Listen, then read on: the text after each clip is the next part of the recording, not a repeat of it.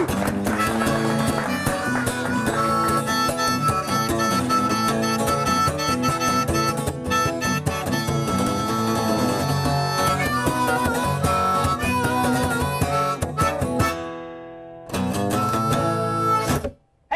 welcome to Art This. Give yourself a hand, everybody. Thank you for coming. Hey, John. How you doing, Stephen? I'm good. I am very excited because behind us, we're going to have a great band featured with us today. I've been excited to have them all season long. And right here in the very last episode, we have Copenhagen. Copenhagen. What is it? Tobacco music? What is it? We'll have to wait and see. All right. How about you? It sounds exciting.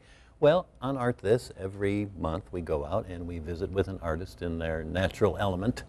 Last time you visited with the talented Joe Sarter. Right, Joe. And one of his colleagues was nice enough to spend some time with us this month. Her name is Luann Kelly Parkansky, a very talented artist. She does artist bookmaking, which is a very unusual form of bookmaking, not to be confused with betting on horse races. Drawing, painting, she does clay, she does photography, but I think lately she's most into what she calls wearable art, making her own clothing from fabric that she creates, and it's really extraordinary. But mainly what we'll focus on in our piece this week is her artist bookmaking and some of the things I mentioned earlier. So let's enjoy this brief feature with Luann Kelly Parkansky. I got my undergraduate art degree at the University of Buffalo back in, gosh, what, 98, I guess. And I worked with printmaking and ceramics and bookmaking. I made artist books.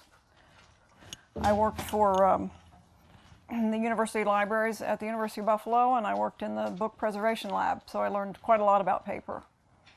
And I've done a lot of paper making, although that's not paper I made, it is paper that I cut. This is a book that I made when I was in grad school. It was it's called Drift, and it's about the tectonic plates and the possibility that there were maybe cultures in our distant past that we might find if we dug hard enough. And on the front of this are two bronze fossils of creatures that I created that knew how to use machines. So that was my idea, that there are things that we don't know about lying under the ground that have been lost to us. There's some photography. There's some marbleized paper back here. I worked a lot on making my own paper. This is handmade paper in this window. If I can pull this out a little bit. I'm afraid I'll never get it back in. That is a photocopy of some of my marbled paper. And it just seemed to fit really well to make it black and white and put it in this piece. Multimedia just really appeals to me because I love the juxtaposition of old and new and, you know, fuzzy and slick and, you know, all of those dichotomies.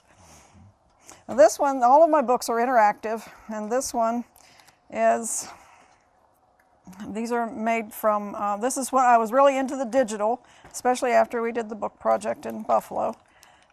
These are pages, and these are based on a New York City subway map that would do this, would pop out like this. And then I played with sewing and photographs and marbled paper, a lot of copying, a lot of you know, color copying. There's handmade paper in here. I think this one was the inside, used to be the inside of an envelope, that particular pattern, and then I'd copy it and change the size on a copier and just played around with pattern. And that's paste paper that I laid on the copier and made photocopies of. And then I'll show you the trick that it does. This is usually the way that I display this, is like this. So my artwork does tricks. This is another one that was most of these were playing with formats because there's so many wonderful book formats. And this one is called a tunnel book. And they're all kind of interactive. You open it that way and you see through. And these are lithographs that I made the book out of. Of course, my printing teacher was horrified that I would cut up my prints and use them for books, but that's what I wanted to do. So So, I mean, I have tons of books, tons and tons of books, and but we better move on. I really got into drawing after I got out of school, and I started doing journals, and I do a lot of gardening, so I started keeping garden journals, and then I started just documenting my life. So this was a drawing of a dream. It was very distinctive, that dream. It was about I dreamed that there was a stake wrapped around my hand. And I was screaming, because I don't like snakes, for someone to get it off. And there was no one there to help me. And then all of a sudden I had this aha moment, and I realized I can help myself. And so I unwrapped it. And I mean, that's a pretty intense dream. You don't forget that. So the next day, I don't know if it was the next day or not, but it was significant. So I drew You're it. about half free in the drawing. Yeah, yeah, right. So that's a good metaphor for life, that you can help yourself. How do you get that close to the world? Where is your head? Oh, everything else is shut out. When I put a leaf down on the table in front of me, I mean, I don't really consider myself an artist. I consider myself a copyist, and I kind of have a knack for being able to copy detail from nature. And I will follow a line, and it's just fun. I mean, it's just so absorbing, and everything else goes away, and I just sit and do it. And the goal is to make it look just like it looks, which, you know, I didn't do for many years as an artist. I did only abstract work. And this was a revelation for me. And it started because of gardening. I'm not that interested in framed artwork. I have gotten interested with some encouragement from other people, but these sketchbooks have been so important to me. And I have done more good, to me, from my point of view, I've done more good work in those books than any of these framed things. And the nice thing about them is they can express time, and they can express change. And I think those are, I don't know, they're more so than a single picture on a wall. I mean, they can really expose things about people and expose things to the person that's doing. Yeah. Do you continue making art after all these years? Because if you don't, you're like a runner that gets restless, or is it that you're reaching towards something you haven't got to yet? Just what's your fuel? I think you said it pretty well. I'm not going towards anything. I'm too scattered to go towards anything. So I do it because it's just what I do. It's just, I don't really do anything else this well. So, and it's just, I always come back to it. I mean, I ride horses, I do a lot of different things, but I always come back to artwork. I always come back to some kind of self-expression. Are we confusing language with art when we insist on a message from art? For me, it's about aesthetics. It's about how things look. And every artist I've ever known has, when they do a piece of artwork, some of them comes through, and you see that. And to me, that's as important as any political artwork. I'm not interested in political art. But I have noticed when people do drawings, figurative drawings, I'll look at what they're doing, and I'll look at their face, and I see their face in the drawing, which says, I mean, that speaks volumes. And to me, that's enough for art to be about.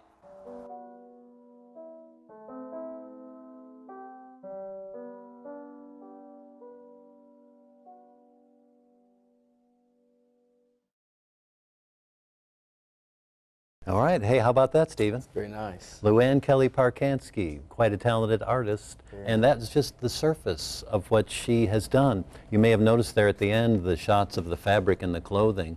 She honestly is making her own fabric from scratch in some cases, or taking old pieces like old silk and then adding new filaments or textile elements to it. It's really quite remarkable. Shirts, hats, gloves, just beautiful pieces, scarves that she paints, and it's really remarkable. So that's just a sliver of what she's capable of that we saw today, and it's that in itself is quite impressive.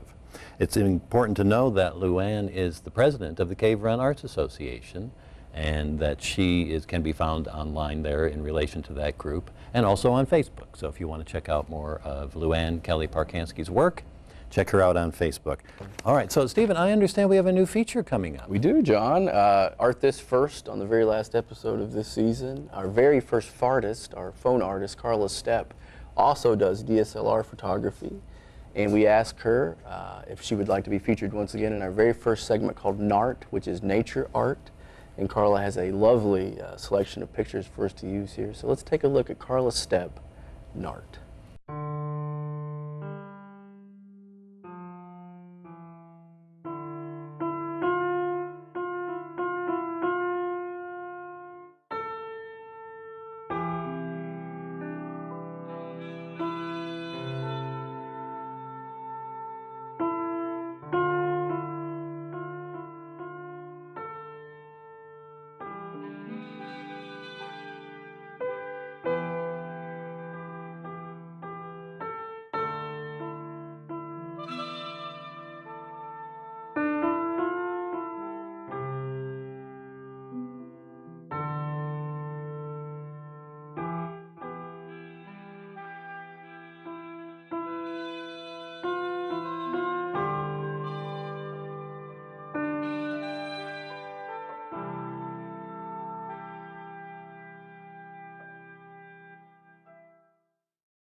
Connecting you with employers and graduate program. Get info to launch your career now. Turning you into a professional. Focus on professional development. Start your job or internship now. Let Career Services help you separate yourself from the crowd. Develop into an expert candidate. Career Services is here to help.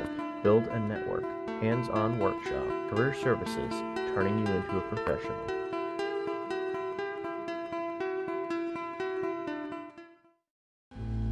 My name is Scotty Purnell. I've been here 9 years. We take the trash out of the buildings and put it in the garbage truck. In there, the chute is way up high on the wall where the trash comes out into the buggy. And you have to take a big iron hook, reach up and hook the trash, and it's falling down towards you. It's not a boring job. It's, you can get out and talk. We're always finding something very interesting. You never know what you're going to find in the trash. I like my job very much.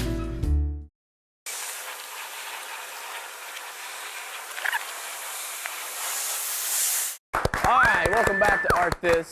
Ladies and gentlemen, been excited about this all season. We finally got them on the show in their debut performance. Without any further ado, Copenhagen.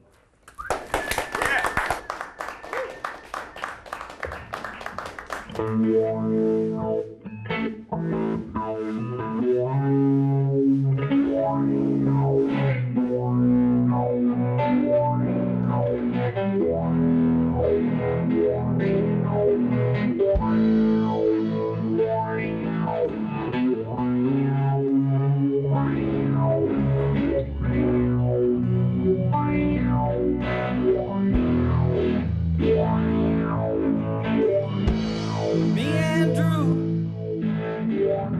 went down by the river, gonna swim across to the other shore. We found the river rising, the house is all gone, the muddy water done washed them away. We got in the boat to find survivors and to try to find all the rest. Ohio River, Portsmouth under, that muddy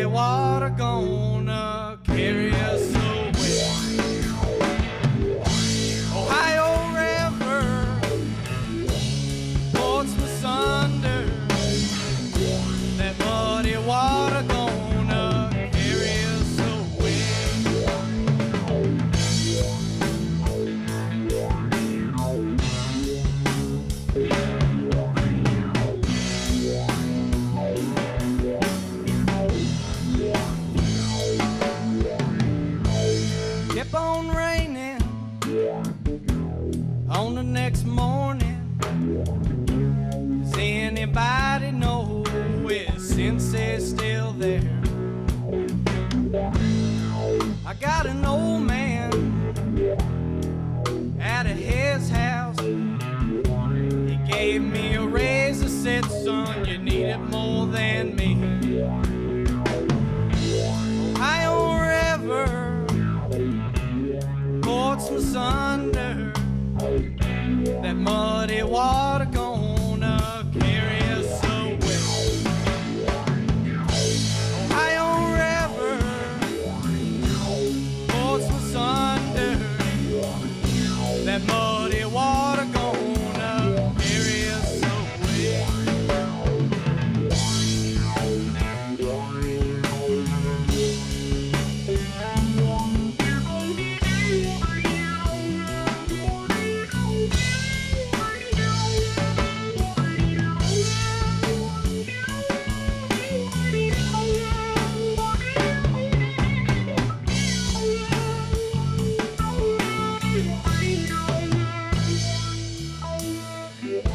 Ohio River, Portsmouth under, that muddy water gonna carry us away.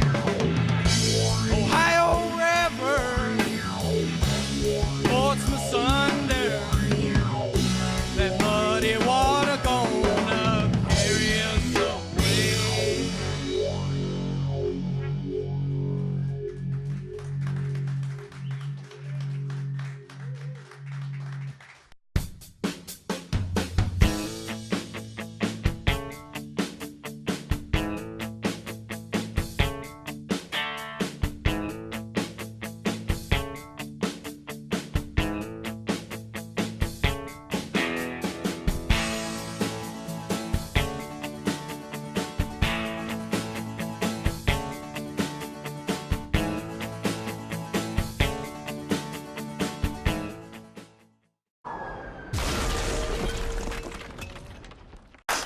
All right, welcome back to Art This. I am here with John Rogers of Copenhagen. John, thank you so much for joining us today. It's good to be here. First of all, tell us a little bit about your band here and the type of music you guys play. Well, I've been playing with these guys for a while. Should I introduce them, I guess?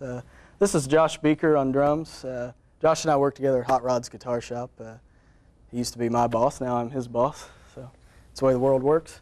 Back here is Bill Tackett, best bass player you'll ever find, and pretty good electric motor repairman. So, give you a little plug in for that. How'd you come up with this type of music that you play? Well, we used to play a lot of rockabilly stuff, and I really like that kind of music, but it gets a little stale. The thing with rockabilly music is you can pretty much only play like car shows and 50s reunions, which are slowly fading away. But I was just listening to a lot of music that I'd listened to at the earlier part of my life, like high school age music, and I realized, man, these records are just as good as they were back then. A lot of Lou Reed and Sonic Youth, Pavement, things like that, and we just wanted to experiment a little bit with our sound, and so that's where Copenhagen came from. All right. Now, I noticed a lot of pedals around here. Yeah, when I played rockabilly music, I used 3 pedals. I'm up to 11 now, wow. And I'm planning to expand it a little bit. One of my favorite guitar players is Nels Cline of Wilco. He uses somewhere around 200 pedals live. Wow. Don't know if I'll go that big because I can't afford all the power supplies, but we'll keep it smaller. But pedals are kind of like colors on a palette. You shouldn't depend on them to play, but they just add a touch of something different every time you need a different sound. Now, I see some springs over here. What's up with these springs? Those are for making sound effects. It's actually a trick I picked up from Nels Cline. You'll hear that in the second song. There's a breakdown at the end where you start rubbing them on the strings, and springs and strings together makes kind of an odd bowed effect. It's just a way to make noise. Before I was using those, I would hit the guitar with a drumstick or something like that, just anything to make noise. So. Now, you were the very first guest on Art This. I was. As a solo artist. Yep, doing country music. Yeah. Again, just a progression, I suppose, of just wanting to do something a little different, and you don't ever want to get stale. You look at an artist like Bob Dylan, he's put out so many different genres of music, so we're just trying to do something different. All right, so from the very first show until our final episode here in this season, some good stuff. So thank you all for coming. And congratulations, I heard you're taking over for Craig Ferguson on the Late Late Show. Well, they've called, and we're still negotiating the contract, but we'll see what the university Is your agent still Tony Clifton? It is. Okay. Give him a call. All right. Hey, will you guys stick around and play one more for us? I think we can. All right. Ladies and gentlemen, we'll be right back with some more Copenhagen. Good job.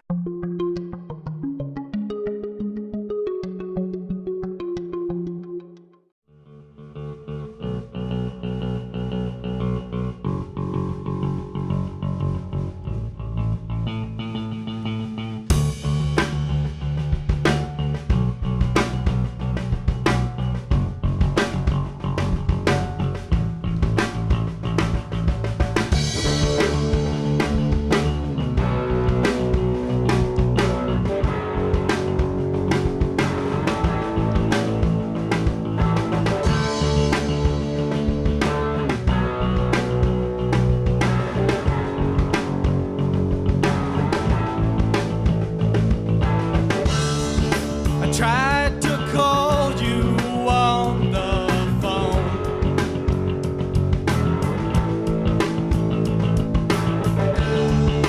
but they said you were not home.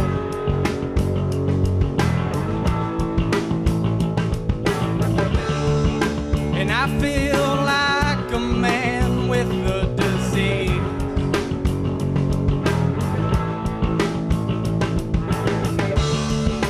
Saturday night never felt so alone. I chopped the block just once or twice.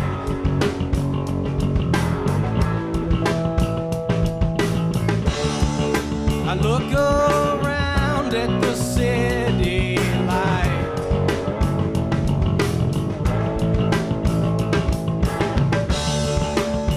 Drive out to the old high school.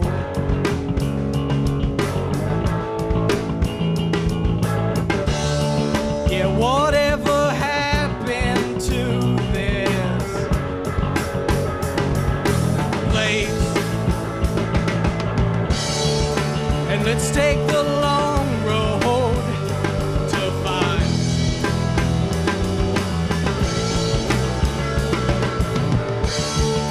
And let's take the long road to find what we were looking for.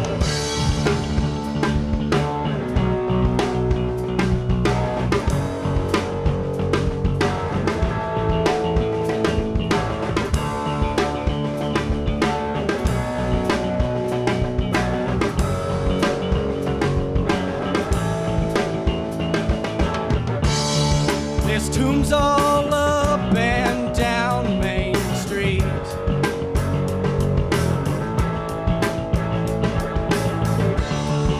And everyone seems to scream your name.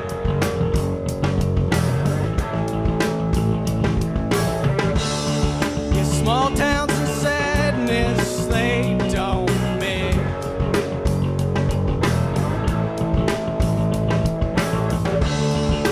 Saturday night never felt so alone.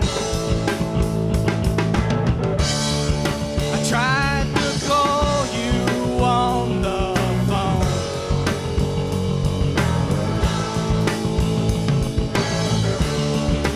but they said you were not home.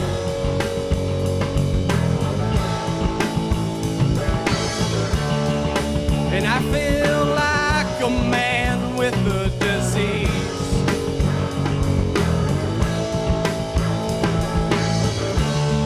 It's Saturday night never felt so alone.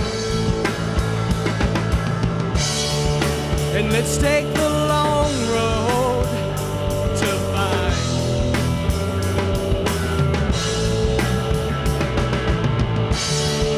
and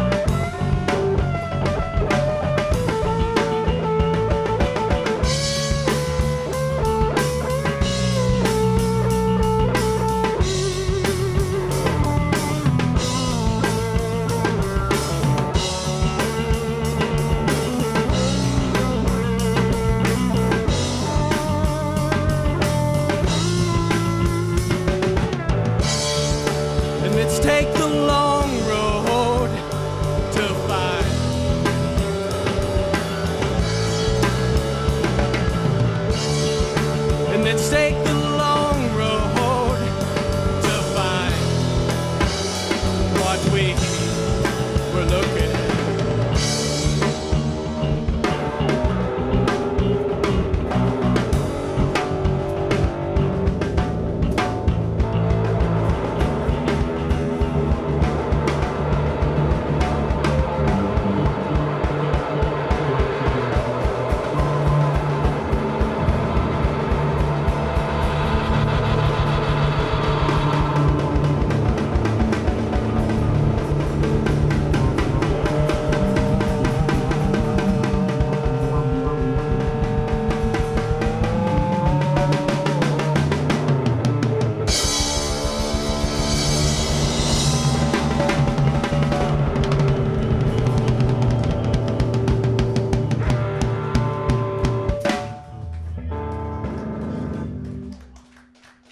Connecting you with employers and graduate program. Get info to launch your career now. Turning you into a professional. Focus on professional development. Start your job or internship now. Let Career Services help you separate yourself from the crowd. Develop into an expert candidate. Career Services is here to help. Build a network.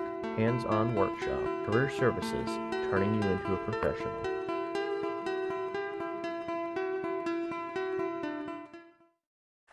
Hey. Hey, John, how about Copenhagen? Well, they were fantastic. Fantastic. You know how to dig them up, Stephen. I do. That's one thing I know. Yeah. It's the people that are interesting in the world. You do. This show works because you find great guests. You know people. Well, and I appreciate it. Thank you. I try. And it's 8 episodes we've That's done right. so far. 8 episodes. Yeah. We're going to take the summer. We're going to go out in Yeah. the field. We're going to find artists in their natural habitat. We're going to get in their face, and we're going to get in their clay. Yeah. We're going to find everything we can find to share with folks next fall. That's right. You know, when people come on Art This, their lives change. That's right. And tell the folks what happened to Ron Crowder from RC and the Ron Crowder and Nightshades. the Nightshades, the first guest on this season's run of Art This. Life's a lot better now since he was on Art This. We got him a autographed harmonica from Lee Oscar himself. Outstanding. Yeah. And that's the type of harmonica Mr. Middleton plays, by the way. Lee Oscar Harmonica sponsors our show, and he's gladly sent us some harmonicas with autographs to give out to our studio audience. I so think we thank got a you. picture of Ron with that, don't we? do. Where is that? Yeah. Let's take a look at that. There it is. Look how happy he looks. In his Art This t-shirt. His life is better. He's wearing the Art This t-shirt, too. right. All right. Well, Ron, we love you, and we hope to have you and the whole band back in the fall. Wouldn't that be great? It would be great. All right. Well, I guess we're about done, aren't we? Yeah. Let's get out of here. Let's do it. Let's take it. 1, 2, 3.